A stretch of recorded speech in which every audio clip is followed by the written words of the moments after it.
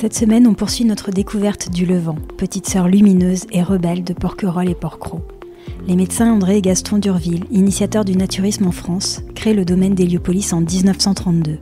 Ils résument ainsi l'esprit de l'île.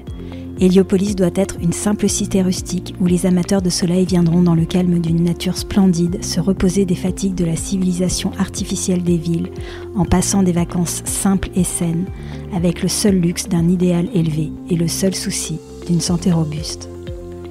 Tu vas voir, le Levant c'est différent, m'avait-on dit avant que je pose un pied ici. J'ai pensé d'abord à une jolie formule, puis de séjour en rencontre j'ai pu approcher la singularité de ce lieu. Qui mieux que ses habitants pour lever le voile en douceur sur cette île minérale et solaire, décrite comme une terre de liberté et de tolérance. Cette semaine, je reçois Brigitte Gelman. Bonjour Brigitte. Bonjour Ingrid. Originaire de Toulon, vous avez découvert l'île du Levant il y a 25 ans en vacances avec votre mari. Vous séjournez alors à l'hôtel-restaurant Le Ponant. En 2004, vous acquérez un terrain sur l'île où vous construisez votre maison qui sera achevée en 2010.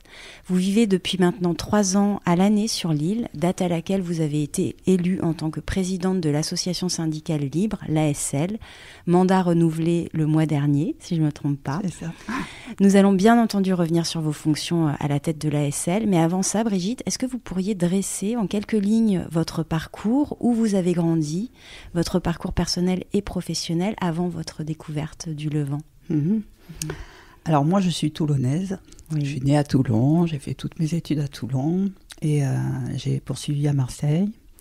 Et mon mari est arrivé à Toulon aussi très jeune, quand il avait 6 ans, donc on est vraiment du coin. Et paradoxalement, on ne connaissait pas du tout l'île du Levant. On l'a découverte très tard, dans des circonstances un peu particulières. Et sinon, moi j'ai fait des études d'architecture, mais je ne suis pas allée jusqu'au bout parce qu'ensuite j'ai suivi mon mari en région parisienne. Et ensuite, j'ai fait pas mal de choses dans ma vie. Oui. J'ai fait de la peinture, je me suis formée ensuite en équitation. J'ai passé mes diplômes pour enseigner. J'ai fait un peu de dressage en compétition. Et ensuite, mon mari est parti à Toulouse pour des raisons professionnelles et nous avons monté une entreprise de mesures dimensionnelles. Dans quel domaine ? L'industrie aéronautique. Oui. Mon mari était ingénieur géomètre et topographe. Et donc, j'ai participé à cette création. Et j'ai tout appris sur le tas, en fait. Voilà. La comptabilité, la gestion du personnel, la gestion du matériel. Et donc, nous avons poursuivi cette aventure avec notre couple. Donc, nous étions 4 au départ. Et nous avions 25 salariés à l'arrivée, quand nous sommes partis, mon mari et moi. Donc ça a été quelque chose de très intéressant, où j'ai appris beaucoup de choses. Et à 50 ans, on a décidé de s'arrêter. Ouais. Donc on a vendu nos parts. Oui. Et on est allé s'installer dans le Verdon. D'accord, donc un retour, un petit peu plus retour proche, dans le peu Var. plus proche dans le... Voilà, un petit retour dans le Var, parce que là, c'est vrai que la région nous manquait beaucoup. Oui, c'est ce que je voulais vous demander, parce que Toulouse Toulouse, c'est pas du tout pareil. Oui. C'était vraiment la grande ville, la plaine, c'était tout à fait différent. Donc, on était très contents de revenir dans le Var. Et donc, on s'est installé dans les gorges du Verdon, dans un endroit assez sauvage. Et en parallèle, on a commencé la construction de la maison de Yona sur l'île du Levant. Oui, parce qu'en fait, vous découvrez l'île du Levant. Donc, on va, pour resituer pour les auditeurs, il y a 25 ans, avec votre mari. On est donc à la fin des années 90, peu près. Pour quelle raison vous choisissez le Levant comme destination de vacances ? Parce que vous m'avez dit que vous étiez toulonnaise, que finalement le Levant n'était pas une île que vous connaissiez. Pourquoi vous n'étiez pas venue avant ? Non, je n'étais jamais venue sur l'île du Levant et pourtant j'avais navigué avec des amis un petit peu sur le bassin. Je connaissais bien Porquerolles. Oui. Je connaissais Porquerolles aussi pour y avoir randonné. Mais le Levant, c'était un lieu un peu tabou en fait. C'est vrai. Ouais. Et c'est vrai qu'il y avait toujours une certaine gêne quand on évoquait le Levant et je comprenais pas pourquoi. Étant ado, je l'ai compris un peu plus tard. Mais donc je connaissais pas du tout le Levant. Et lorsque nous étions à Toulouse avec mon mari, la mer nous manquait beaucoup. Oui. Et une année, nous avons décidé de venir passer un grand week-end de mai sur l'île de Porquerolles, oui. Puisque c'était celle que nous connaissions le mieux. Et on a essayé de trouver une location. Bien sûr, tout était complet parce qu'on s'y était pris un peu au dernier moment. Et sur Porquerolles, c'était pareil. Et puis, je ne sais pas pourquoi, l'idée m'est venue, essayons l'île du Levant. Et donc là, premier numéro de téléphone, c'était l'hôtel du Ponant. Oui. Et miraculeusement, une chambre venait de se libérer. Donc on est parti à l'aventure sur l'île du Levant. Donc une première aventure au Levant au mois de mai. Voilà, au mois de mai, un grand week-end de mai. Et là, ça a été la découverte merveilleuse de cette île. Quel souvenir, Brigitte, vous gardez de votre première découverte? Quelles sont vos premières sensations? La mer, déjà, la beauté de la mer, oui. Les couleurs extraordinaires, la limpidité, et puis la lumière aussi merveilleuse. Ouais. Cet hôtel qui donne sur... vraiment avec une terrasse qui est comme un paquebot sur la mer. Ah, c'est magnifique. C'était super beau. Vous pourriez nous décrire un petit peu l'esprit de ce lieu, le Ponant? Oui, alors le Ponant, c'était à l'époque, il était dirigé par Fretz. Oui. Et c'était un lieu très, très convivial, très familial. Très familial, oui, oui. Il y avait des familles, il y avait des femmes seules avec, je me rappelle, une jeune femme avec son chien. Oui. Et il y avait une grande liberté dans l'hôtel. On se servait en fait... on se servait nos boissons tout seul et on marquait sur un cahier. Il y avait une grande confiance, une grande tolérance. C'était très, très convivial. Très convivial et très émouvant comme ambiance.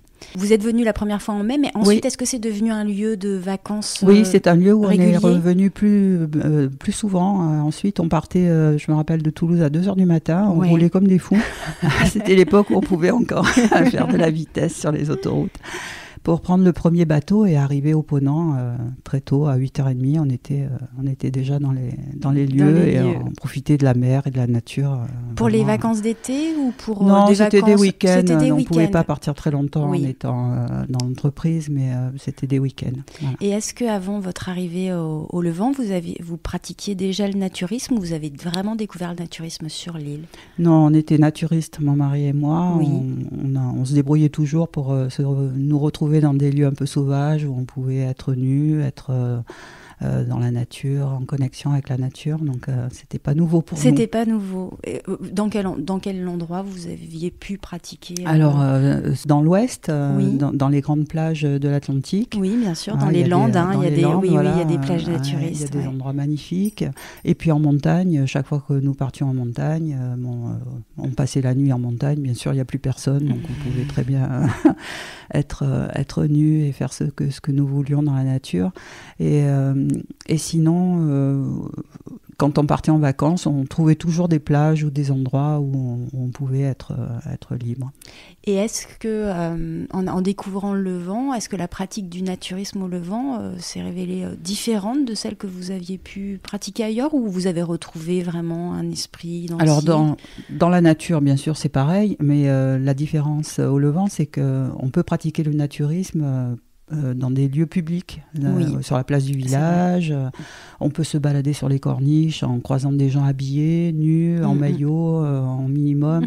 C'est cette espèce de liberté incroyable qui a été vraiment, pour nous, très importante. Ouais. Oui. Cette liberté de pouvoir être nu ou pas, d'ailleurs.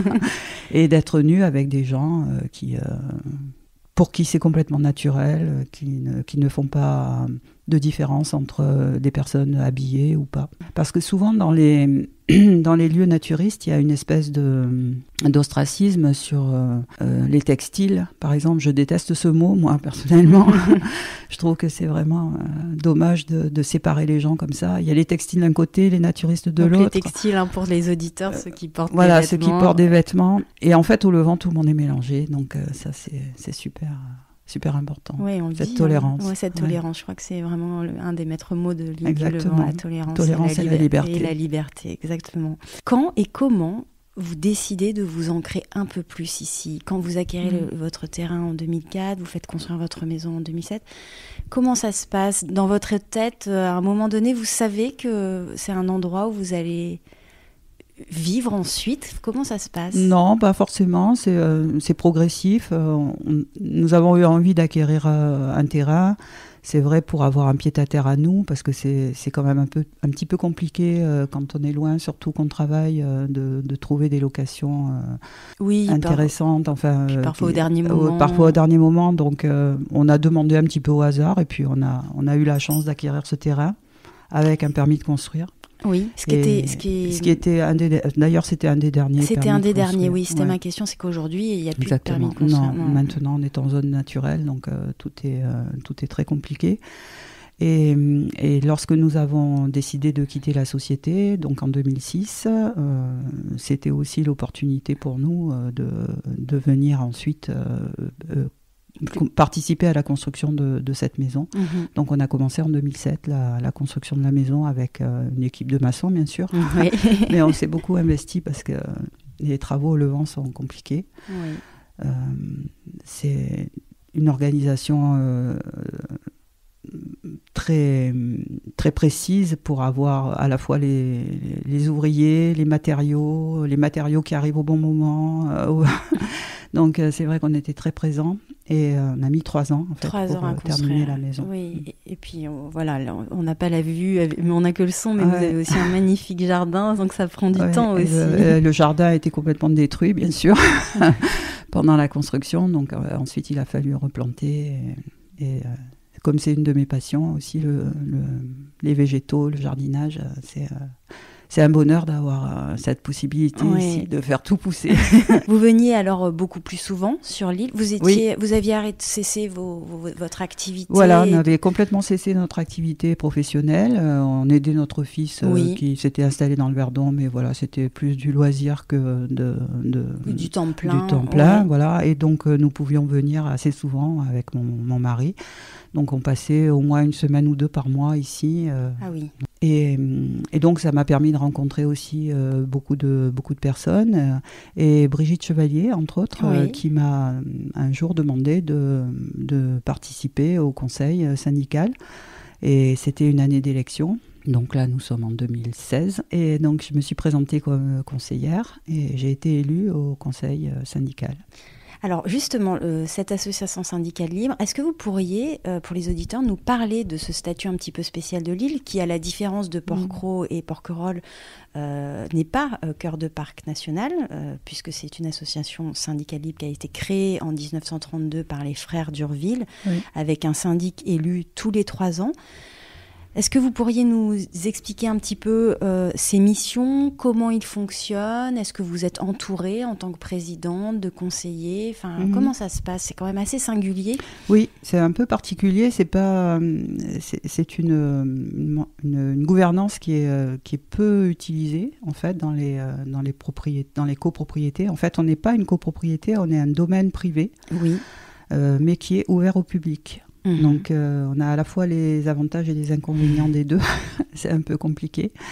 Et donc oui, c'est une gouvernance qui est élue pour 3 ans. Donc il y a un président et 10 conseillers. 10 conseillers. Voilà, qui sont élus également pour 3 ans. Et donc l'objet de cette association syndicale libre, c'est d'entretenir les espaces communs. Oui.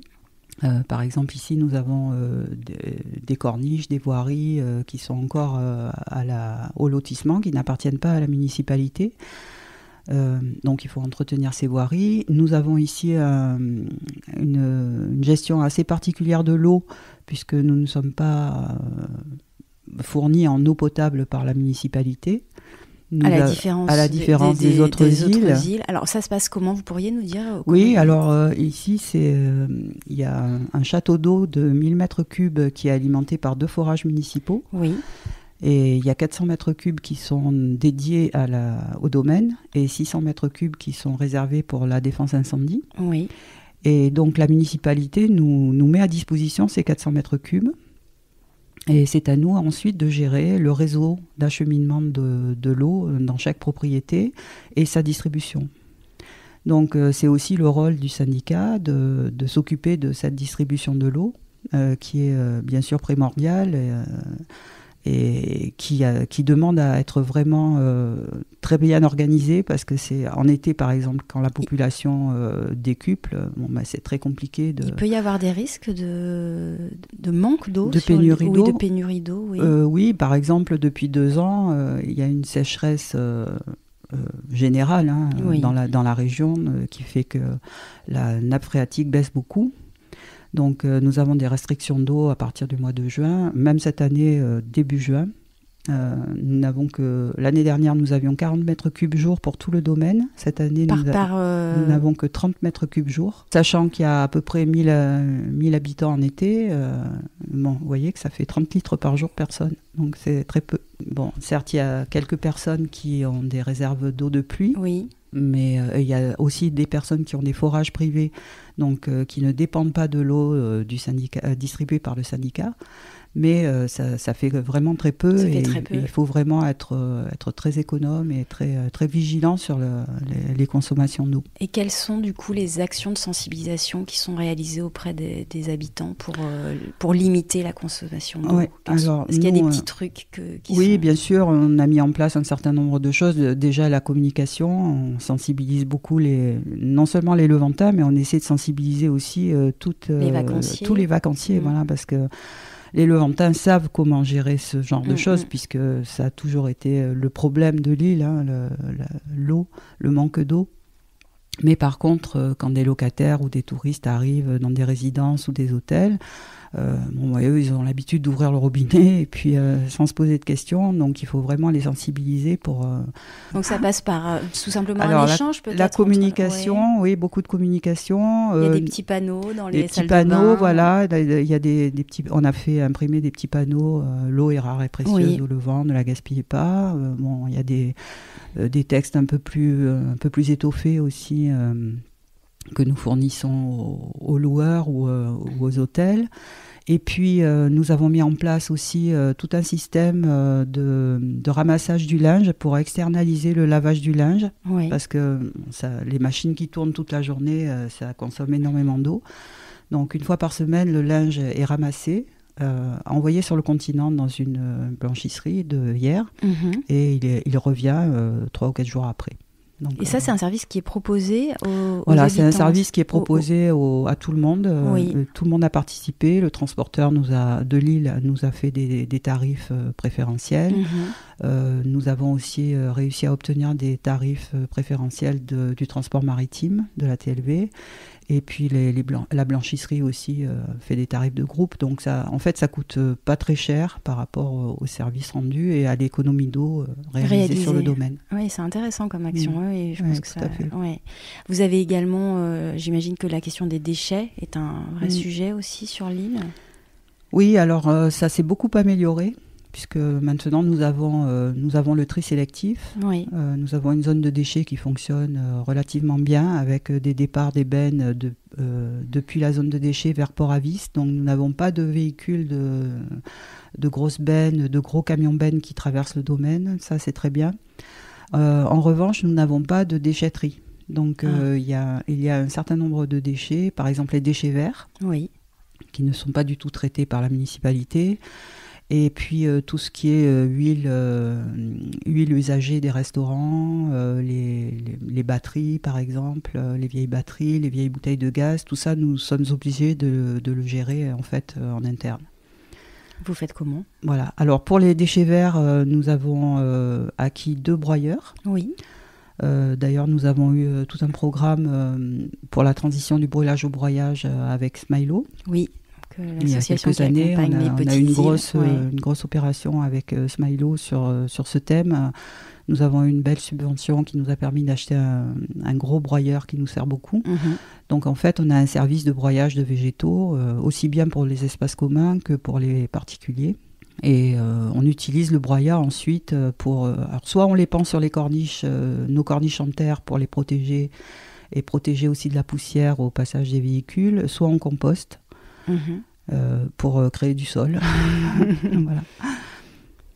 Oui, donc il y a beaucoup d'initiatives. Finalement, vous êtes un petit peu un territoire pionnier où peut expérimenter des nouvelles pratiques. On est obligé de trouver des solutions à nos problèmes et souvent il faut les trouver nous-mêmes parce qu'on est. Non, mais vous pouvez faire exemple. Oui, c'est sûr qu'on est un petit laboratoire. Un petit laboratoire, exactement. Il y a également des sujets comme vous l'avez évoqué en disant que maintenant il n'y a plus de l'île est en zone naturelle, donc non constructible.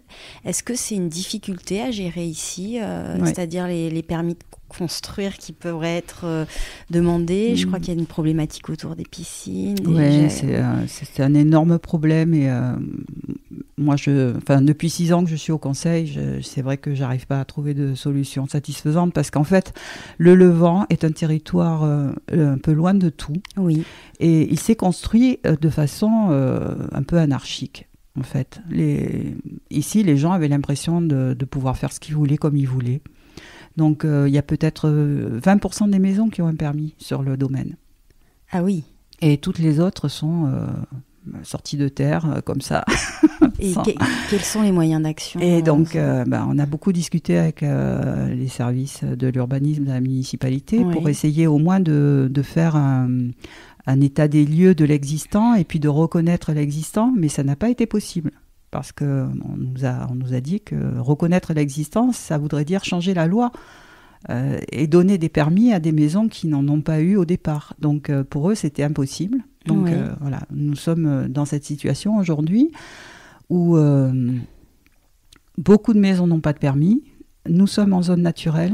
Donc les seuls permis possibles sont des extensions de maisons ayant une existence légale. Oui. Donc il y en a très peu. Et des maisons de plus de 50 mètres carrés. Et il y en a très peu aussi, parce qu'au Levant, on a plutôt construit des petites maisons, parce que c'était très compliqué d'acheminer les matériaux, c'était très cher. Donc il y a beaucoup de petites maisons qui font moins de 50 mètres carrés. Donc même celles qui ont un permis ne peuvent pas s'étendre parce qu'elles ne remplissent pas les critères d'autorisation. On est dans une situation... Donc on est dans une situation très très très difficile parce que les gens acquièrent des maisons, parfois fort chères, parce que les prix ont beaucoup augmenté, et ils ne peuvent rien faire légalement. Donc ils font illégalement. Ils font illégalement. Et ça, c'est un énorme problème parce que certains sont raisonnables, ils rénovent, ils font quelques améliorations, mais ils n'exagèrent pas. Et d'autres, par contre, font vraiment, par exemple, des piscines, alors que nous n'avons pas d'eau. On a beau essayer de sensibiliser, mais les gens n'ont pas vraiment conscience de l'enjeu. Et on se trouve un petit peu impuissant face à tout ça, parce que la diplomatie, le dialogue ne suffit pas. Donc c'est vrai que la municipalité vient de temps en temps faire des contrôles. Les services de l'urbanisme font des contrôles, font des dossiers qu'ils envoient ensuite chez le procureur, mais pour l'instant on n'a pas beaucoup de retours et pas beaucoup de sanctions pour les fautifs. Donc c'est pas très dissuasif.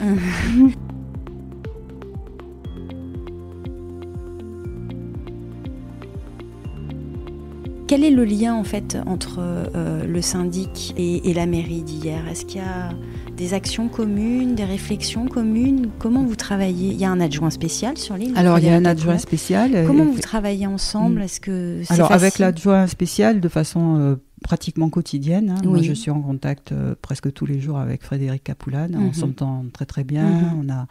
On a la même sensibilité par rapport au domaine et on essaie de trouver des solutions. Mais on n'a pas l'impression d'être très écouté malgré tout par la municipalité hier. C'est vrai qu'on est un territoire lointain, qui coûte cher, qui est pas très intéressant au niveau électoral non plus, parce qu'on est très peu nombreux. Et voilà, on n'a pas l'impression d'être tellement aidé en fait. Oui, un sentiment d'être un peu délaissé. Un peu délaissé, oui. Un peu délaissé. Bon. Et avec la métropole?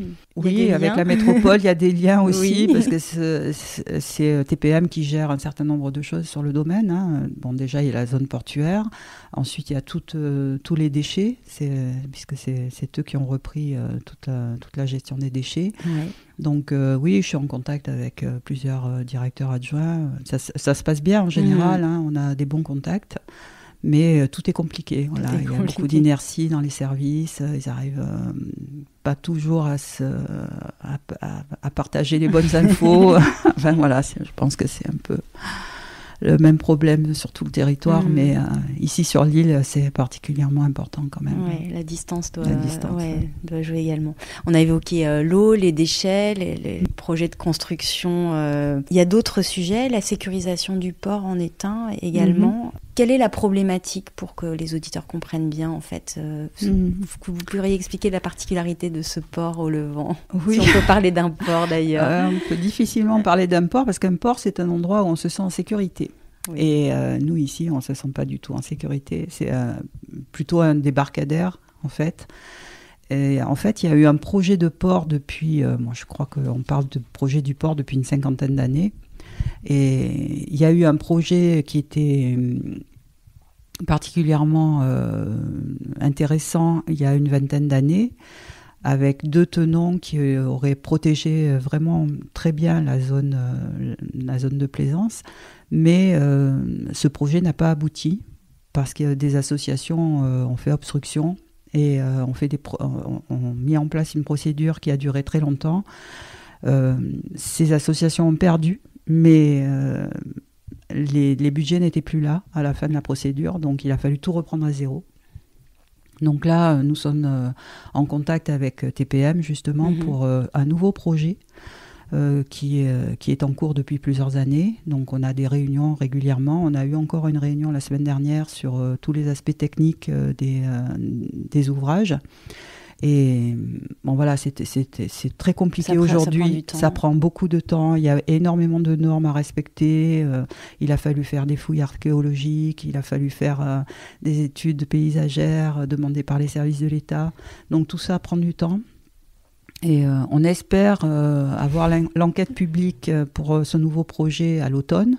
Et on espère aussi que les travaux vont commencer fin 2023. Oui, parce que c'est un vrai souci. C'est un vrai souci. Il y a eu des accidents. Oui, il y a eu des accidents. Il y a eu un accident mortel il y a 2 ans dans le port lors d'une tempête de sud. C'est vrai qu'ici, le port est complètement ouvert au sud, au vent. Et donc, ça rentre beaucoup quand il y a de la houle. On le voit, les accostages sont complexes. Certains accostages sont compliqués. Parfois, on a 3 ou 4 jours en hiver où on est complètement coupé du monde parce que les bateaux ne peuvent pas accoster. Ah oui, à ce point-là. Ouais. Donc, voilà. Ouais, mais bon, ça sujet. fait partie du charme aussi de l'île. Ça fait partie du charme de l'île. Et puis, oui, on vit avec. Oui, vous vivez avec. Bon. Les services de santé, comment vous faites? Est-ce que vous avez un médecin sur l'île? Jusqu'à présent, il y avait un médecin, M. Francis Roux, qui venait l'été faire quelques permanences, mais juste quelques semaines.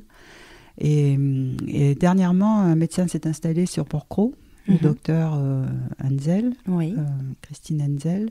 Elle s'est installée sur Port-Cros et elle vient faire une permanence tous les mercredis sur le Levant. Donc on peut prendre rendez-vous avec elle directement par Internet ou alors aller à la permanence à la maison du médecin. Ça doit bien très bien pour les ouais. personnes âgées. Et c'est pérenne comme service? Nous espérons que ça soit pérenne et qu'elle puisse venir aussi en hiver. Bien sûr. Voilà. Parce que c'est ensuite quand il y a du mauvais temps, c'est pas toujours facile. Elle a son petit bateau. Elle peut se déplacer de façon autonome, mais il faut que la mer le permette. Bien sûr, bien sûr. Oui, mais j'imagine que ça doit quand même. Mais ça nous rassure. Vous rassurer. On a quelqu'un de proche, malgré tout, qui est là, qui est disponible. L'école a fermé, je crois, en 2007. Elle a été active de 1937 à 2007. Aujourd'hui, comment font les enfants sur l'île ? Alors, il y a très peu d'enfants, parce que, évidemment, quand il n'y a plus d'école, eh bien, les familles ne s'installent pas, parce qu'elles savent qu'il va y avoir des problèmes dès que l'enfant sera en état d'être scolarisé. Donc, en fait, c'est un cercle vicieux. Pour l'instant, dans l'île, il n'y a qu'un petit garçon. Il n'y a qu'un petit garçon. Qu'un petit garçon qui fait l'école à la maison avec ses parents. Ouais. Voilà. Donc, pour l'instant, ça se passe bien. Il est heureux. Mais c'est vrai que c'est difficile de pas pouvoir faire venir des jeunes couples. C'est vrai qu'un endroit sans école, de fait, limite l'installation des jeunes de famille. Est-ce que pour vous, il faudrait qu'il y ait de nouveau un service créer une classe avec un élève, bien c'est sûr, impossible. Ça n'a pas de sens, voilà, sûr. il faudrait qu'il y ait au moins une dizaine d'élèves. Et pour qu'il y ait une dizaine d'élèves, il faut qu'il y ait une école. Bien sûr, Donc, il était question, j'ai entendu parler d'un projet d'école des îles. C'est quelque chose avec les Porquerolles. Ouais, ça vous paraît illusoire. Ça me paraît complètement utopique parce qu'on peut pas venir chercher des enfants en bateau à 8h du matin et les emmener à Porquerolles et les ramener le soir. Enfin, l'hiver, c'est pas possible. C'est pas possible. Non, c'est pas possible. Non, nous avons émis l'idée à un moment de créer une école Montessori sur l'île, privée. Mais là, c'est pareil, ça coûte très très cher. Il faudrait qu'il y ait plusieurs enfants. Il faudrait qu'il y ait au moins 7 ou 8 enfants pour que ça puisse être pérenne. Donc c'est vrai que pour l'instant, il n'y a pas de solution, malheureusement. Est-ce que, on l'entend hein, et on le sent, est-ce que la fragilité des services proposés sur l'île vous semble renforcer un petit peu la solidarité insulaire? Est-ce que ça a créé un esprit de communauté selon vous, ou alors pas tellement, chacun se débrouille un peu comme il peut? Non, il y a beaucoup de solidarité. Oui. Ouais, moi je trouve qu'il y a beaucoup de solidarité. Il y a maintenant, avec les moyens de communication, en plus c'est très facile. On a sur Facebook, par exemple, il y a un groupe qui s'appelle Donne, Vent, Échange sur le Levant, et qui est très actif. Quand quelqu'un a besoin de quelque chose ou veut donner quelque chose ou veut échanger, il met un petit mot sur ce site et aussitôt il y a des réponses, il trouve une solution, que ce soit pour du matériel ou que ce soit pour se rendre un service, par exemple, un service sur le continent, faire des courses, voilà. Et puis je pense que chacun aussi a des amis sur le continent qui sont susceptibles de mettre, par exemple, des médicaments au bateau. Et donc, on a vraiment des possibilités, pas infinies, je dirais, mais on a quand même un large éventail de liberté et de solidarité. De solidarité. Et ensuite, entre nous, l'hiver, par exemple, il n'y a plus qu'une centaine de personnes sur l'île. Oui. Donc c'est une grande famille en fait. Et là il y a énormément d'interactions. On organise des petits jeux chez les uns ou chez les autres. Il y a des cours de gym par exemple en commun sur les terrasses. Voilà, c'est très sympa. L'hiver c'est vraiment ici très sympa. Déjà fin août, on a l'impression que l'île pousse un grand soupir de soulagement. Tout le monde s'en va. Et les habitants aussi. Les habitants aussi, parce que c'est vrai qu'il y a beaucoup d'effervescence pendant l'été. Oui, au mois d'août, je crois, essentiellement. Au mois d'août, c'est un peu chargé. Ouais, c'est un peu chargé. Et puis cette année, nous fêtons les 90 ans donc, de la création du domaine d'Héliopolis. Ouais. C'est vrai qu'il y a beaucoup d'animations très, très sympas. Et beaucoup d'effervescence. Ouais. Par exemple, pour les 90 ans, qu'est-ce qui a été fait d'un peu spécial, de marquant? Alors nous, au niveau du syndicat, parce qu'il y a plusieurs entités qui organisent des choses, nous, au niveau du syndicat, nous avons imaginé le Marathon des Arts, donc en partenariat avec la Villa Noailles. Et donc nous avons reçu des artistes en résidence d'artistes à la fois à la Villa et sur le Levant. Et nous leur avons proposé de faire le plus possible de création sur le domaine, sur les végétaux, les maisons, les paysages. Et donc nous avons rassemblé ensuite toutes ces œuvres. Il y a eu une sélection qui a été exposée dans une petite galerie au Bromélia, qui a été créée cette année. Donc cette sélection d'œuvres a été exposée pendant plus d'un mois. Et ensuite, il y a eu une petite vente aux enchères très sympa dans le jardin de la maison du syndicat qui a permis de collecter des fonds. Et ces fonds vont être destinés donc pour reproduire ce marathon des arts l'année prochaine, en l'améliorant, en essayant de mieux recevoir les artistes, peut-être un peu plus longtemps. Voilà, donc c'est une dynamique qui s'installe. Oui, et puis avec la ville à Noailles, ça doit aussi créer un rayonnement aussi. Tout à fait, oui.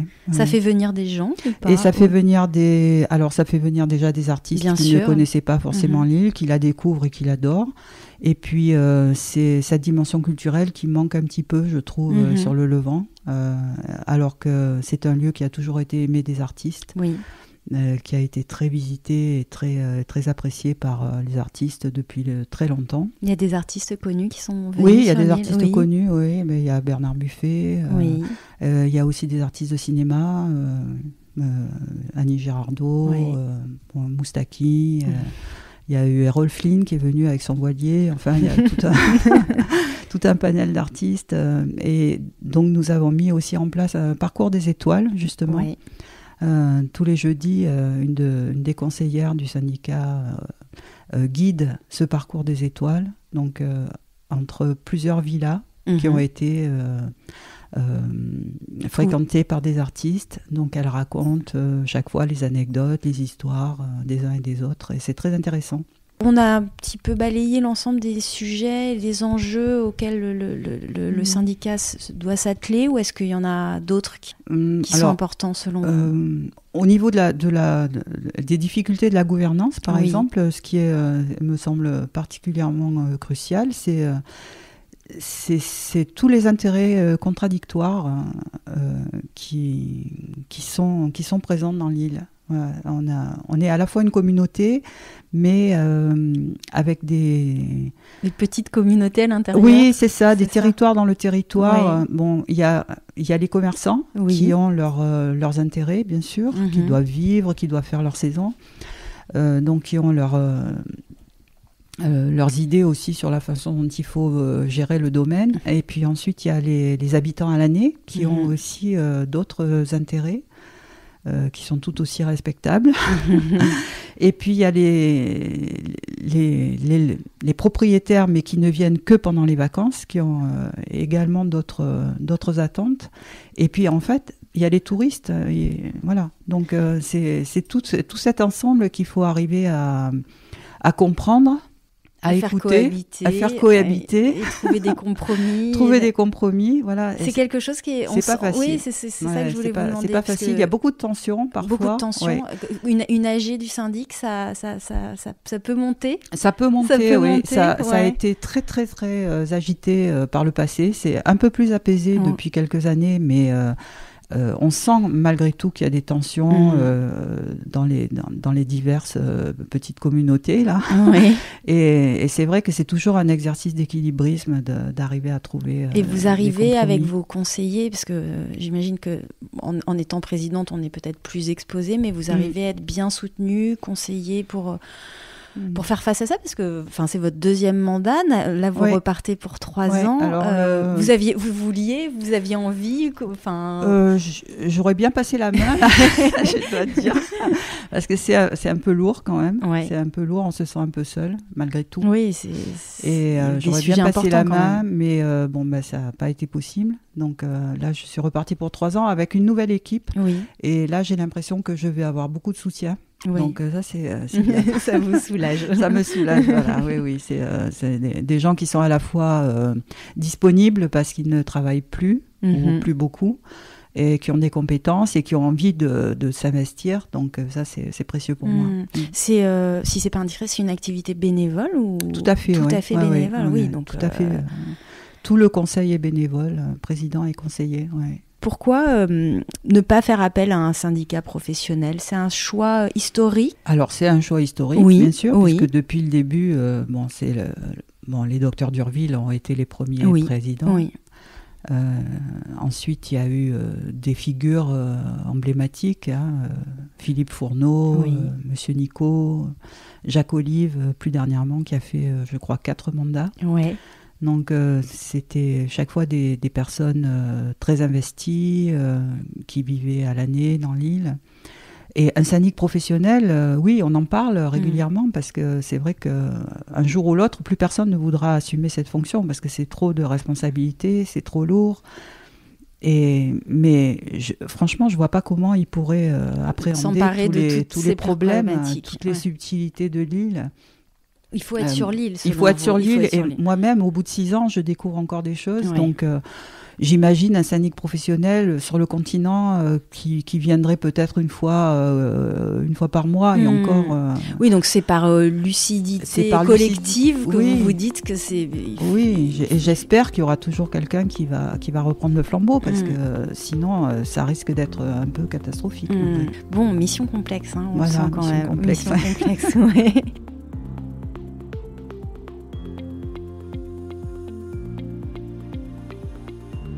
On va revenir sur l'île du Levant. Si vous deviez décrire la géographie des lieux en quelques mots à quelqu'un qui ne connaît pas du tout l'île, comment vous lui décririez ? Alors, c'est une île pentue.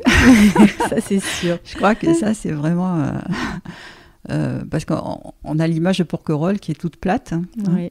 Bon, Porquerolles un peu moins quand même, mais Porquerolles, on y randonne, donc on s'y attend. Mais le Levant, ça se mérite. Voilà. Levant, ça se mérite. Et puis, il faut marcher parce qu'il n'y a pas de voiture, ou très peu. Oui. Donc, il faut marcher, il faut monter au village. Il n'y a pas de voiture, il n'y a pas de vélo aussi. Il n'y a pas de vélo, les vélos sont interdits. Ouais. Et en même temps, ils galèrent un peu. Et puis, je pense que ça serait très dangereux. Aussi. Il y a des pentes quand même assez prononcées. Ouais. Les corniches sont étroites et c'est pas du tout adapté. Non. Mais non. Le territoire est suffisamment petit pour qu'on puisse l'arpenter sans problème. Mais c'est vrai qu'il faut être un peu courageux. Et, oui. Et l'aridité et la sportivité de ce territoire, est-ce que ça fait partir les personnes à partir d'un certain âge ? Oui, tout à fait. Là, il y a toute une génération de propriétaires qui auront vendu ou qui sont en train de vendre leur propriété parce qu'ils arrivent à un âge où c'est trop compliqué de vivre au Levant. Puis on a vu que les services de santé été compliqués aussi. Donc il y a un renouvellement là dans les propriétaires qui est assez important là depuis 3 ou 4 ans. D'accord. Est-ce que vous pourriez nous décrire un petit peu une journée sur l'île pour vous ? Comment ça se passe ? Je crois que vous êtes matinale. Oui, moi j'aime bien me lever tôt. Donc en été, je vais nager. La première des choses à faire. Je descends, je vais jusqu'au port et puis je nage jusqu'à la plage, je reviens, selon les jours. Tôt ? Oui, tôt. En général, à 8 heures, je suis dans l'eau, même avant. Et puis ensuite, je prends mon petit déjeuner, tranquille, face à la mer. Et souvent, je monte au syndicat pour travailler. J'aime bien travailler le matin. Oui. Et ensuite, la secrétaire du syndicat arrive vers 13h, donc je lui laisse le bureau. Et l'après-midi, en été, je reste tranquille à l'ombre. Oui. En hiver, je marche beaucoup dans l'île. Ouais. J'adore me promener dans l'île en hiver, surtout les jours de tempête d'ailleurs. C'est vrai. Parce que la mer est magnifique. Et puis dans la réserve naturelle aussi, c'est très très beau. On est sous les arbres, dans le mouvement de la canopée. C'est très très... vous profitez, vibrant. Oui, très vibrant, ouais. Vous profitez donc beaucoup des éléments ici. Ah oui, moi je suis en totale connexion avec la nature tout le temps. D'ailleurs, je suis tout le temps à la recherche des vibrations de la lumière, de la beauté, de tout. Parce qu'en fait, ici, on est environné de beauté, donc il faut en profiter au maximum.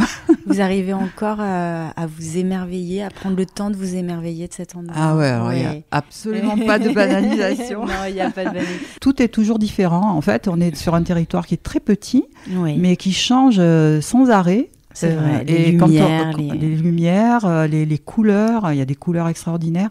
Et on a une végétation qui est juste merveilleuse ici, avec une diversité incroyable. En fait, il y a beaucoup de propriétaires qui étaient des amoureux inconditionnels du végétal, qui ont beaucoup voyagé et qui ont ramené des espèces, des variétés. Les jardins du Levant sont quand même assez exceptionnels. D'ailleurs, on l'appelle l'île Jardin. On l'appelle l'île Jardin. Et c'est pas pour rien. Et tous les ans, il y a le week-end des jardins. Oui. Et il y a des visites. Les propriétaires ouvrent leur jardin et font visiter. C'est quand ? C'est à quelle période, ça ? C'est en juin. En juin. En juin. Je crois que c'est le premier week-end de juin. Alors, il y a des jardins de cactus, par exemple, qui sont très, très, très beaux. Il y a le jardin de Cabo Verde qui est magnifique, avec une diversité incroyable de cactés. Et puis ensuite, il y a des jardins qui sont un peu plus floraux. Moi, j'ai beaucoup de fleurs dans mon jardin. Oui, J'aime beaucoup les fleurs, les couleurs. Et les maisons aussi. Oui. Toutes les maisons ont leur charme. Elles ont leur vue particulière, leur perspective, et puis leur ambiance. Tout à fait. Oui. On sent que c'est quelque chose qui est cultivé vraiment sur Tout à fait. Et il y a une grande hétérogénéité dans les maisons. Ça va du petit cabanon de 20 mètres carrés jusqu'à l'énorme maison en pierre magnifique. Est-ce que vous traversez régulièrement, Brigitte ? Est-ce que vous avez besoin parfois de vous échapper de votre île ? J'ai un besoin matériel, bien sûr, de faire des courses. Oui, j'étais plus dans le besoin immatériel. Voilà, mais le besoin immatériel. Alors moi, ce qui m'arrive, c'est par rapport à mon histoire personnelle. Moi, j'ai besoin d'aller en montagne. Parce que, j'adore la mer, mais j'ai passé toute mon enfance dans les Hautes-Alpes. Ah oui. Et du coup, à la fin de l'été, j'ai attendu. Et à la fin de l'été, j'ai besoin d'aller en montagne. Donc, en septembre, en général, je pars en montagne. Marcher. Voilà, randonnée en altitude. Mais sinon, pendant le reste de l'année, je n'éprouve pas le besoin de quitter l'île. En fait, je la quitte le moins souvent possible. Vous avez quelque chose en face ou pas ? Oui, un pied-à-terre j'ai un appartement au Pradet, donc pas très loin du port d'Hyères. Et c'est d'ailleurs indispensable pour les habitants qui vivent à l'année. Il y en a beaucoup qui ont un petit pied-à-terre, soit à Hyères, soit à Lavandou, soit un peu plus loin. Oui, parce que parfois on ne peut pas faire l'aller-retour dans la journée. Non, c'est très difficile. L'hiver, on a vraiment très peu de temps entre deux bateaux. Est-ce qu'il y a un endroit ou des endroits sur l'île que vous affectionnez tout particulièrement ? Un endroit qui vraiment où vous êtes bien ? Oui, il y a un endroit que j'aime beaucoup, surtout en hiver. C'est un banc. Qui est tout au bout de l'île, juste avant d'arriver à la galère. C'est un banc qui a été installé par Frédéric Capoulane, d'ailleurs. Et face à la mer. Là, il y a une inscription dessus ou pas ? Souvent sur les bancs, il y a des petits messages qui sont glissés. Justement, je crois que Frédéric, il a mis un petit message pour sa sœur qui est sur le continent. Ah, c'est beau ça. Alors, je crois que c'est Michel, je te vois, ou Michel... c'est magnifique, chacun peut s'identifier. Oui. Est-ce qu'il y a une saison que vous aimez particulièrement vivre sur l'île ? J'hésite entre l'automne et le printemps, parce qu'en fait... saison de transition. Oui, c'est les périodes de transition. Printemps, c'est le renouveau des couleurs, bien sûr. La mer aussi a des couleurs. La mer a des saisons. Je me suis aperçue il n'y a pas longtemps qu'il y avait des saisons sous la mer, parce que les herbiers de Posidonie poussent au printemps. Oui, donc c'est plus verdoyant. Et c'est verdoyant, c'est une herbe, la Posidonie. Donc il y a des couleurs extraordinaires, avec les lumières rasantes aussi. Et à l'automne, ils deviennent argentés. Ah. Et c'est aussi très beau. Et donc l'automne, j'aime beaucoup l'automne parce que la mer est encore chaude, donc on peut nager longtemps, on peut profiter de la mer encore longtemps. Et puis il y a ce ouf d'après. Et puis il y a ce ouf, voilà, ce gros soupir après l'été, ça c'est précieux. Oui, peut-être l'automne. Peut-être l'automne, oui. Est-ce que vous pourriez me raconter un souvenir ou une anecdote marquante que vous avez vécue au Levant ? Une rencontre peut-être avec une vieille dame qui s'appelait Christiane Jarry. Oui. Et qui a vécu au Levant pendant toute sa vie, toute seule. Oui. Et qui m'a un jour raconté une de ses aventures de jeunesse. Et alors, je peux vous la raconter en 2 mots. En fait, elle était partie avec sa petite barque toute seule sur la côte sud de Port-Cros pour ramasser des œufs de goéland. Oui. Parce qu'elle adorait les œufs et donc elle allait régulièrement sur Port-Cros pour ramasser des œufs de goéland. Et puis, dans la journée, le vent s'est levé et elle a pas pu reprendre sa barque en fin d'après-midi pour repartir sur le Levant. Et elle a passé toute la nuit dans la tempête, dans un petit creux de rochers sur la côte sud de Port-Cros. Elle a passé toute la nuit comme ça dans la tempête, à attendre le lever du jour. Ça devait être assez terrifiant. Oui, c'était assez terrifiant. Et elle m'a raconté ça avec tellement de simplicité, c'était incroyable. Et le lendemain, bien sûr, des gens se sont inquiétés, sont allés la chercher avec un bateau à moteur. Mais voilà, elle avait passé toute la nuit sur la côte sud de Port-Cros, nue en fait, puisqu'elle n'avait rien sur elle. Oui, elle était partie pour rentrer en fait. Comme ça, voilà, juste pour ramasser ses œufs.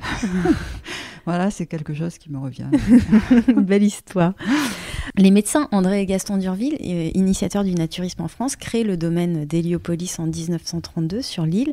Ils résument l'esprit de l'île dans cet extrait du cahier des charges du syndicat d'administration.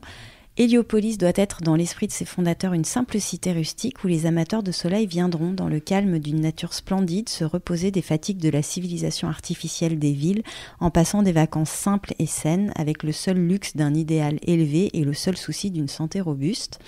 Alors Héliopolis fête ses 90 ans cette année, on l'a dit. Est-ce que cette vision des d'Urville, explicitée dans l'article 1 du cahier des charges du syndicat, a toujours cours aujourd'hui selon vous? Et est-ce que l'esprit originel des d'Urville a été conservé, d'après vous? Eh oui, vaste question. Vaste question. Vaste question. Ouais, cet article, on y fait souvent référence. C'est une utopie. Oui, pourquoi vous dites que c'est une utopie? Parce que le monde est mouvement, la vie est mouvement. Donc on ne peut pas figer quelque chose, on ne peut pas figer un territoire de façon aussi précise. Mais c'est vrai que c'est précieux malgré tout pour nous. Parce qu'il y a quand même des personnes qui essaient de perpétuer cet esprit. Oui, tout à fait. Il y a beaucoup de Levantins qui sont très attachés à ces critères et qui essaient de les garder vivants.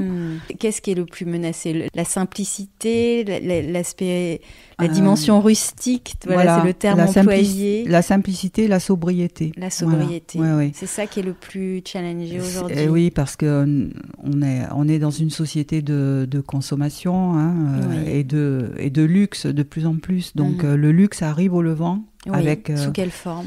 Il y a de nouveaux propriétaires qui ont beaucoup de moyens, donc qui souhaitent avoir le même confort que sur le continent. Donc, d'où les piscines, par exemple. Oui. D'où les extensions de maisons, les grandes terrasses. Et ça pose des problèmes déjà purement matériels, liés à l'eau, mais ça pose aussi d'autres problèmes parce que souvent, les personnes qui achètent aussi en ce moment sur l'île veulent faire de la location. Plus de personnes, donc plus de consommation aussi des ressources. Et ça crée une espèce de cercle vicieux qui est délétère. Parce que les ressources de l'île sont limitées. Si personne n'en prend conscience, on est juste dans une impasse. Et c'est ce qu'on voit aujourd'hui. Il y a beaucoup trop de monde sur l'île en été pour des ressources limitées. Et pareil pour le luxe. Ici, on vit dans la nature, on n'a pas besoin de maison qui fasse 150 mètres carrés. Voilà, on n'a pas besoin de piscine, on a la mer qui est magnifique. Pourquoi construire des piscines, se baigner dans le chlore, consommer de l'eau? Enfin, pour moi, c'est vraiment une aberration incroyable. Et je pense qu'il y a beaucoup de colère de la part de certains Levantins. À la fois, ce n'est pas compris par les nouveaux propriétaires et le syndicat n'a pas de pouvoir, n'a pas de prise sur les décisions qui sont prises par ces nouveaux propriétaires. Et oui, donc c'est compliqué à vivre aussi pour nous. J'imagine. Dans le naturisme expérimenté, dans la nudité aussi, est-ce qu'il y a une évolution de cet esprit, une cohabitation aujourd'hui de différentes pratiques? Alors, est-ce qu'on peut les qualifier de naturisme ou de nudisme? Il y a une présence du libertinage aussi sur l'île. Est-ce que ça aussi, ça vient un petit peu modifier l'esprit naturiste originel, selon vous? Alors, je pense que le naturisme, c'est pas que la nudité. Oui, bien sûr. Philosophie, c'est une philosophie de vie, c'est une éthique. Aujourd'hui, on assimile le naturisme beaucoup à la sexualité aussi, malheureusement, alors que c'est deux choses complètement différentes. Et sur l'île, il y a beaucoup de liberté, il y a beaucoup de tolérance, mais il y a aussi des abus. Oui. Donc il faut veiller aussi à cet équilibre-là. Le Levant doit garder son... Je trouve pas le mot en fait, son authenticité par rapport au naturisme et ne pas devenir le Cap d'Agde par exemple. Le Cap d'Agde, voilà. Je voulais pas le nommer, mais c'est vrai que je me permets on y fait référence souvent parce que il y a une espèce d'amalgame malsain avec ça, et c'est vrai que le libertinage existe, certes, depuis des années sur l'île, mais il est malgré tout discret. Donc il faut qu'il reste discret. Il faut que les pratiques se fassent dans les lieux privés et ne débordent pas sur l'espace public, par exemple. Donc ça, on y veille tous, je pense, avec beaucoup d'attention. Ensuite, le Levant, ça doit rester un territoire où toutes les communautés sont bienvenues. Ça, je trouve que c'est très important. Mais il ne faut pas qu'il y en ait une qui prenne le dessus, non plus. Voilà, donc il faut garder cet équilibre aussi, où tout le monde peut vivre côte à côte, se mélanger. Une île de liberté, de tolérance. Une île de liberté, de tolérance, c'est toujours les deux mots vraiment importants. Et voilà, il faut garder cet équilibre et il faut, je pense, bien faire prendre conscience à tout le monde que c'est un territoire fragile. Oui. C'est un équilibre fragile. Et que tout le monde doit avoir en conscience cette fragilité et la respecter. Oui. Est-ce que vous pourriez expliquer ce plaisir de vivre nu ? Tout simplement, même si évidemment, et ça c'est une évidence, le naturisme va au-delà de la nudité, mais il y a quand même, beaucoup de personnes m'ont parlé de ce plaisir de vivre nu au contact des éléments, de la nature. Je crois que c'est une question de présence. Oui, oui.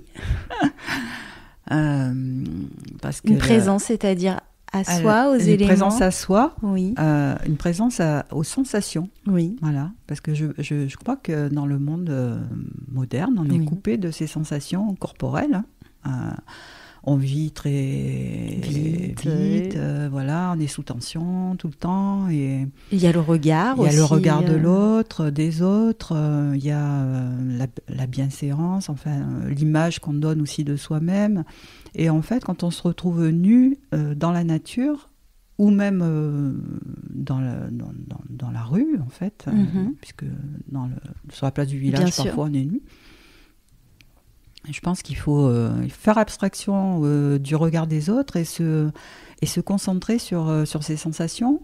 Et à ce moment-là, on arrive à se connecter à d'autres choses. Par exemple, juste sentir le vent sur la peau, la caresse du soleil. Quand on se baigne nu, c'est des sensations merveilleuses. Mais il faut être dans la présence à soi-même.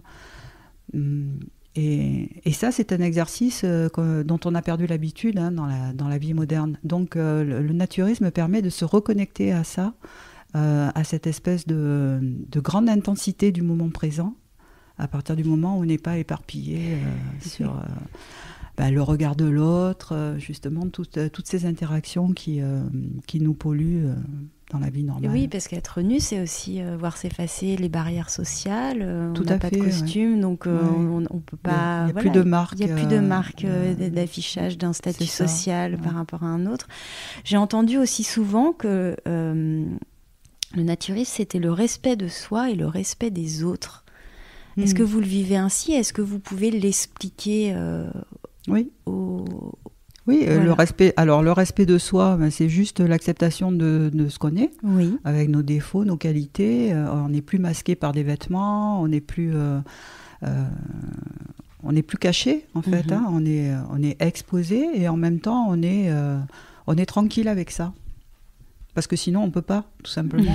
C'est impossible. Si on reste dans le jugement par rapport à soi et par rapport à l'autre, c'est très compliqué de d'ôter ces couches. Oui, exactement. Donc le respect de soi et le respect de l'autre. Ces couches textiles et ces couches textiles et ces couches émotionnelles. Tout à fait. Oui, tout à fait. Et donc le respect de l'autre, ça va de pair. Parce que quand on se respecte soi, on respecte l'autre aussi. Donc on n'est plus dans le jugement, justement, on est juste tranquille avec ce qui est. Est-ce qu'il y a eu une évolution depuis que vous connaissez l'île du Levant, de la pratique naturiste sur l'île ? Moi, j'ai pas vu vraiment d'évolution. Il y a toujours eu des gens qui ne respectaient pas le naturisme dans les zones où il est de règle. J'ai pas vu d'augmentation de cette déviance-là. Non, j'ai pas vu d'évolution. Il y a toujours ce mélange incroyable de gens nus, de gens habillés qui se croisent et tout va bien. Voilà. Globalement, tout va bien. Non, globalement, tout va bien. Est-ce que vous avez fait l'expérience, alors sur l'île, je ne pense pas, mais peut-être sur le continent, parfois d'une certaine forme d'incompréhension ou de curiosité de la part de proches ou d'amis sur la pratique naturiste? Et qu'est-ce que vous leur dites aux personnes qui ne comprennent pas cette pratique? Tout à l'heure, quand vous disiez, j'habitais Toulon, je connaissais pas l'île, elle avait un petit peu un côté sulfureux. Beaucoup de personnes, la pratique naturiste en France est assez confidentielle. Oui, tout à fait. Et donc, est-ce que vous avez pu l'expérimenter personnellement, ce regard de curiosité, peut-être même un peu interrogateur oui, tout à fait, Et est-ce que vous essayez d'expliquer aux gens ou est-ce que parfois vous... Oui, moi quand je dis que je vis sur l'île du Levant, c'est toujours on ouvre de grands yeux et c'est perturbant, je pense. C'est perturbant. C'est perturbant parce qu'il y a à la fois la vision que les non-naturistes ont du naturisme, de la pratique du naturisme, de ce que ça peut être au quotidien. Et puis, il y a cette réputation de l'île qui est bien réelle, qui n'est pas du tout fondée. Oui, tout à fait. Oui. Mais qui est là, bien ancrée depuis longtemps, malheureusement. Et c'est ce qu'on essaie d'ailleurs de faire évoluer en mettant aussi l'accent sur la culture, par exemple, et pas juste sur la fête et la fête des sens et l'endroit où tout est possible, où on peut s'éclater. Parce que c'est ça aussi un peu Oui, mais finalement, on a l'impression que c'est quand même sur une période de l'année. Peut-être que le mois d'août symbolise un peu ça, mais voilà, au-delà le mois d'août symbolise un peu ça, mais il y a quand même toujours en filigrane ce côté.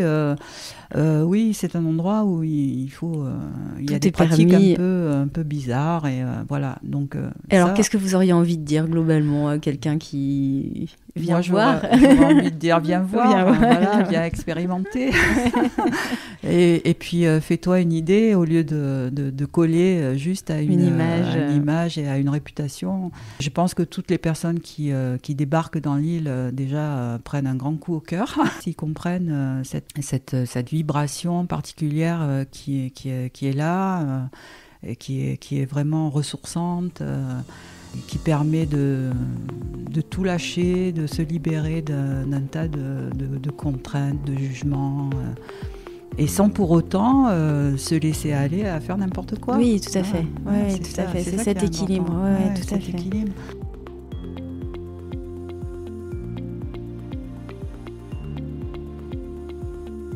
Suzanne Zeiser, ancienne directrice de l'école installée au Levant depuis 1977, disait « La nudité était évidemment pratiquée par tous, mais dans les têtes, il fallait qu'elle chemine, cette évidence. À 86 ans, elle conclut sereinement « Si on sait être nu, on sait être libre, être soi-même et se contenter d'apparaître comme celui qu'on est vraiment. Le goût pour la nudité ne vient pas comme ça, il n'est pas un retour inné à notre forme originelle. » Est-ce que vous êtes d'accord avec ce rapport à la nudité et au cheminement que la pratique naturiste demande? Oui, tout à fait. Est-ce que pour vous, ça a été un cheminement ou est-ce que vous y êtes venu assez naturellement? Parce que vous avez dit que vous aviez pratiqué le naturisme avant de venir au Levant. Mais est-ce qu'il y a eu un cheminement avant dans votre tête?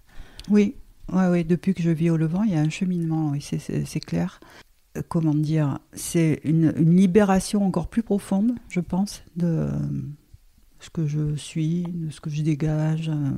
C'est une espèce de distanciation aussi par rapport au regard des autres. Oui. Une espèce d'ancrage profond. C'est, parce que quand on peut rester debout, nu, quelque part, sous le regard des autres, on se sent fort, en fait.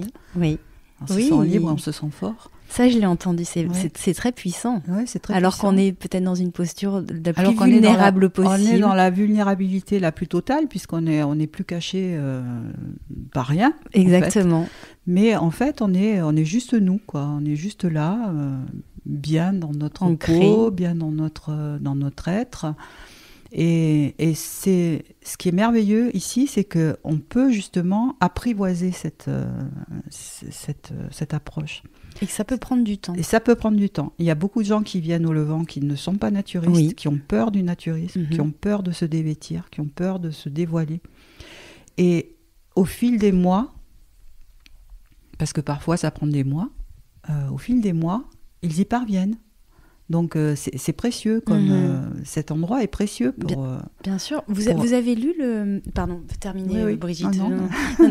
Est-ce que vous avez lu le livre de Sophie Fontanelle, Capitale de la douceur, douceur. Où elle explique comment sur cette île, donc où elle va séjourner quelque temps, elle va se mettre à nu, à la fois au sens propre et au sens figuré, en faisant l'expérience d'une certaine forme de réconciliation avec son corps. Alors, elle revient en douceur sur les violences qu'elle a subies, entre autres un viol à l'âge de 15-16 ans. Est-ce que pour vous, et vous l'avez déjà exprimé, mais cette terre donc, qui est décrite comme une terre de liberté, de tolérance, on l'a dit, est un lieu où s'expriment plus facilement les vulnérabilités, un lieu possible de réconciliation avec son corps. Oui, je dirais même un lieu de résilience. De résilience, oui, jusque-là. Est-ce que la douceur, malgré tout, elle caractérise, selon vous, complètement l'île du Levant ? Non, je dirais pas que c'est la capitale de la douceur. Non, je dirais pas ça, parce que c'est même la nature est violente. Hein. Oui. Bien sûr. Elle est très présente ici. Donc, c'est vrai qu'on se baigne dans la mer, il y a des méduses parfois. Oui, il y a des jours de tempête. Et voilà, et puis il y a les jours de tempête. Et puis, il y a le vent qui agite tout. Il y a des moustiques, il y a des couleuvres énormes. Voilà, on est parfois dans cette violence, entre guillemets, mais dans cette présence forte, cette intensité de la présence de la nature. Oui. Après, il y a beaucoup de douceur aussi, malgré tout, dans la lumière, dans la beauté, des végétaux, des fleurs, la diversité. Mais il y a aussi cette violence. Une certaine âpreté. Une certaine âpreté. Vous qui connaissez un petit peu les 3 îles, est-ce que vous pourriez qualifier chacune d'elles par un adjectif Porquerolles, Porquerolles, le Levant, s'il fallait les qualifier et peut-être les distinguer? Porquerolles, pour moi, c'est la beauté des plages, la blancheur du sable, cette eau verte sur le sable. Pour moi, c'est l'image que j'ai de Porquerolles. Oui. Porquerolles, sont les arbres pour moi. La forêt. La forêt, le maquis, tous ces verts. On le voit, c'est une île, quand on la voit, là, c'est une densité d'arbres. Oui, c'est ça, c'est une masse végétale presque vivante. Enfin, elle est vivante, mais qui est très vibrante. Et le Levant, c'est le mélange du minéral et du végétal. Parce que le minéral est très présent. Plus que les roches. Qu'ailleurs, les roches, voilà. Il n'y a pas de plage. Il n'y a pas de plage, on est vraiment sur du minéral. Donc, et c'est ce contraste aussi entre le vert du maquis et l'or des roches qui est très belle au Levant. Ces roches, elles dégagent quelque chose. Elles dégagent quelque chose. De vibration, de magnétisme. Il y a quelque chose. Il y a un magnétisme sur l'île. D'ailleurs, les personnes qui y sont sensibles, qui peuvent se référer à l'échelle de Bowie. Je ne sais pas si vous connaissez l'échelle de Bowie, mais il y a des magnétiseurs qui connaissent ça très bien et qui arrivent à quantifier un petit peu les échelles de vibration. Oui. Ils sont tous d'accord pour dire que sur le Levant, il y a un taux de vibration très très élevé sur cette échelle. Oui. Et je pense que c'est lié au fait qu'on est sur le sommet d'une montagne, en fait, qui émerge de l'eau. À côté de l'identité naturiste, la vocation militaire de l'île apparaît un peu comme un paradoxe, car le Levant est aussi un site stratégique de la force de dissuasion militaire française. Comment vous vivez cette cohabitation avec l'armée ? Est-ce que... c'est un petit peu frustrant. Oui, c'est vrai, de se dire qu'on ne peut pas accéder à 90% du territoire. C'est ça, parce qu'en fait, pendant très longtemps, l'île était ouverte. Oui. Toute l'île était ouverte, donc les Levantins pouvaient se promener sur le domaine militaire. Jusqu'à quand? Jusqu'au phare du Titan, jusque dans les années 60. Oui, c'est ça, oui. Et puis ensuite... la base vie a pris beaucoup d'importance, une importance stratégique surtout. Donc tout a été fermé. Il y a même des maisons qui ont été expropriées, toute une partie du domaine qui a été expropriée parce que les maisons donnaient trop sur la base vie. Je pense que les Levantins ont vécu ça comme une amputation. Et petit à petit, toutes les possibilités de franchir les barrières ont été limitées. Et aujourd'hui, on a très très peu d'interactions avec la zone militaire. Depuis quelques mois, les visites de la base ont repris. Oui, donc, alors c'est quoi? C'est 1 fois, 2 fois par an? Voilà, là, ça va faire la 2e visite. Mais c'est réservé aux Levantins. C'est réservé aux Levantins pour l'instant. Oui. Et il faut s'inscrire à l'avance, donner sa carte d'identité. Il y a toute une. Vous avez pu y aller, Brigitte? Moi, je suis allée. Avant le premier confinement, j'étais allée il y a 3 ans. J'avais pu visiter l'île. J'avais pu aller jusqu'au phare du Titan. Ah, magnifique. Ouais, quelles ont été vos impressions?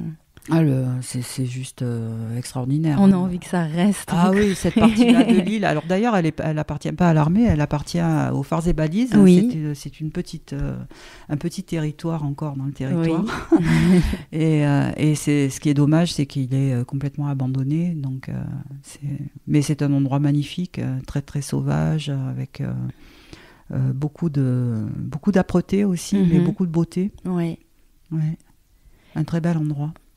Donc peu de contact avec les très militaires. Peu de contact. Très peu de contact. On a essayé d'avoir des projets communs, puisque on a les mêmes problématiques, de l'eau, de l'énergie, etc.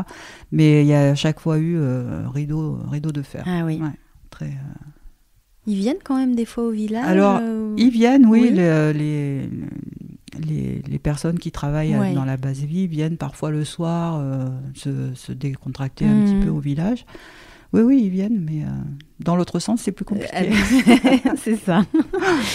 Sur la vie insulaire, on dit souvent qu'elle fascine autant qu'elle peut effrayer. Qu'est-ce qui fait, selon vous, sa particularité? Peut-être en termes de géographie, de temporalité, de vie en communauté. On a déjà évoqué beaucoup de choses, mais pour vous, qu'est-ce qui est vraiment singulier dans la vie insulaire? On cherche à s'extraire de la société quand on vit sur une île.